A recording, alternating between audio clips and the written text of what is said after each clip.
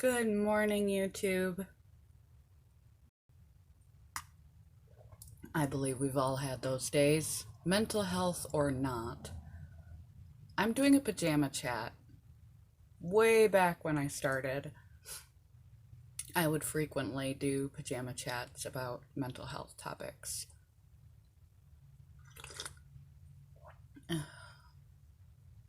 Because it breaks the mold of everyone putting themselves out there in the best possible light, which I think is good for body image issues. Also, it's easier. I don't have to worry about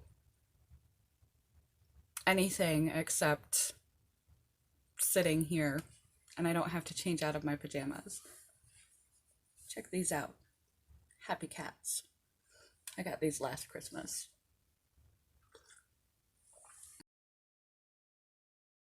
A pajama chat. Bear is still sleepy. Make of adults still have stuffed animals, men and women. Should you be concerned? Today's mental health topic is, can you talk yourself into having a mental health condition from going online and researching or taking all these quizzes and personality tests and checkoff lists that they have? Can you actually talk yourself into an illness that you don't have? We're in an internet age, and taking these type of tests, even actual screening tests, are offered at community mental health websites. Now, I'm going to answer yes and no. Yes and no, you can convince yourself that you have a mental illness that you do not have. There is actually a disorder. It's called fictitious disorder or malingering, when a person doesn't have a disorder at all. That's why it's fictitious, and the other word for that is malingering. When you're trying to get attention, you know full well in this situation that you don't have the condition that you're claiming to have, but you're doing it for other reasons. You're straight up lying. That's fictitious or malingering. Then there's Munchausen. Munchausen is when a person feigns having an illness for the attention that they get from medical or mental health staff. And Munchausen by proxy is the same idea, that being ill gets you attention, and they feed off that attention. So they make themselves sick in Munchausen, and they make other people sick in Munchausen by proxy. So they do not actually have the illness, but they make people have the illness. They force their teenage child to take medication that they don't need and see a psychiatrist claiming they have mental health problems. That's Munchausen by proxy. And that's actually a mental health disorder. There's something wrong with you, but it's not what it appears to be on the surface, medically or mental health wise. And in Munchausen by proxy, it's not even the person who is exhibiting the illness that is the sick person, but someone who is desperate enough to damage themselves for attention or damage others is mentally ill. So Munchausen and Munchausen by proxy actually falls into a mental illness. And then there's hypochondriosis. Now, hypochondria is an anxiety disorder, and hypochondriacs get so anxious about a particular thing that they start to literally believe that they have that thing. It could be mental, typically medical, but they believe they have medical illness and they may go from doctor to doctor to doctor to doctor to doctor to doctor to doctor. The same could be said with mental health, that they may consume large quantities of mental health material online and quizzes and things and convince themselves that they have a disorder that they do not have, but they do actually have a disorder. It's called hypochondriac. And typically these people start in the health arena, not the mental health arena, but I suppose that it would be possible, if you are predisposed to being a hypochondriac, that you could talk yourself into a mental health issue that you do not have.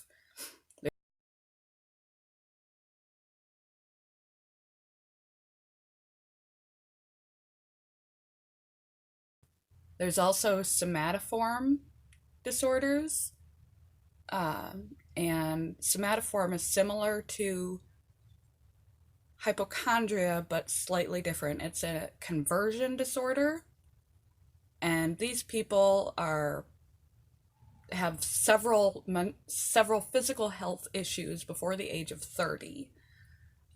These issues cannot be traced. They're legitimate. They're like psychogenic seizures, paralysis. They have many medical complaints, and they can't find a medical cause. It's anxiety converting out of your body into sort of like a panic attack is a physiologic release of anxiety. And the person is completely unconscious to the fact that they have a mental health disorder. They typically start with doctors because they believe they have a physical disorder. And eventually they get lumped into a psychiatric condition. And then this one is definitely more medical than psychiatric, but it turns out the cause is psychiatric. And again, like hypochondrosis, I suppose it's possible that a person who is high anxiety would then begin to research and take these quizzes about their mental health. Oh, I have mental health. First, they would be indignant because they don't believe they have a problem, and their problems are so physically oriented. They feel fine psychologically, and that's the problem, is because nothing is getting processed, so it comes out in the body. But if they were to grasp that they had an illness and begin to research mental health, they may, because they're predisposed to anxiety, convince themselves they have disorders that they do not have. However, all that being said, the average person who goes on the internet and regularly takes mental health tests and diagnostic testing, personality quizzes and things to try and figure out what is wrong with them, should probably be seeing a doctor, because there's probably something wrong with us. If you are thinking you have a mental illness enough to go searching it, then at minimum you might have anxiety or depression. You need to speak with someone. You can talk yourself into, because you're not a doctor, into believing, based on quizzes that they even say these are not diagnoses.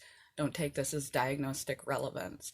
You can talk yourself into believing that you have bipolar, or that you are schizophrenic, or that you have OCD, and that's not really what's going on with you.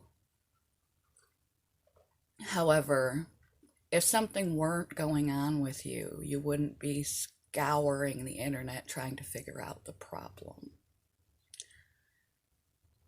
So, yes, you can talk yourself into an illness you do not have. However, if you are on the line, if you are online regularly taking personality quizzes, especially psychiatric quizzes, and looking up disorders, trying to find out what box you fit in, there's something wrong there. There's something wrong, or you wouldn't be searching it up, just like the hypochondriac digging up information about medical issues. That what's wrong with me, what's wrong with me, what's wrong with me. If you're trying to figure out what's wrong with you, there's probably something wrong with you. You're not a doctor, and a quiz is just a quiz. It's not going to give you the proper diagnosis, and it's not going to do anything but work you up. But there is clearly something troubling you, or you wouldn't be going online trying to figure out what's going on with you. So you might misdiagnose yourself by agreeing with tests that are just collections of symptoms. Just like in medical illnesses, a collection of the same symptoms can come from multiple sources, and you need a doctor to sort that out. But you are troubled, or you wouldn't be looking. So I suggest speaking to someone to find out what that trouble really is.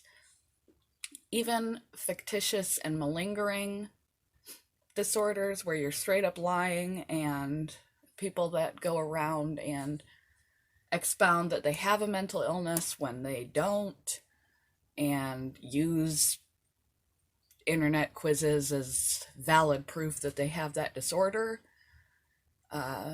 There's something wrong with that thinking. And so they may not have the disorder that they're claiming to have, or that they believe they have from their internet validation and their internet seeking. But seeking to comprehend what's wrong with you, or seeking validation for a mental illness diagnosis through the internet, indicates there's something wrong with you. You need to reach out and get some help. So I don't believe that anyone without an issue of some type would dedicate a great deal of time to internet mental health diagnoses. So that is my wide coverage. The camera stopped in the middle, so I'm going to have to snap this together on Filmora. But that's my breadth of, can you talk yourself into an illness from taking too many online quizzes or research? Yes and no. You may have a clinical disorder that's causing you to do massive amounts of online research, typically one of the anxiety disorders.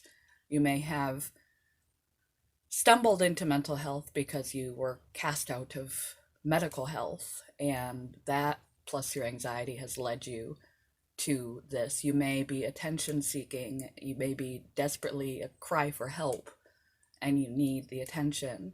You may fall into a personality disorder category. You may have some underlying depression or anxiety, or something that's going on in your life that's leading you to try and figure out why you feel the way that you feel, why you think the way that you think, why are you in the position that you're in, and you're legitimately trying to find answers.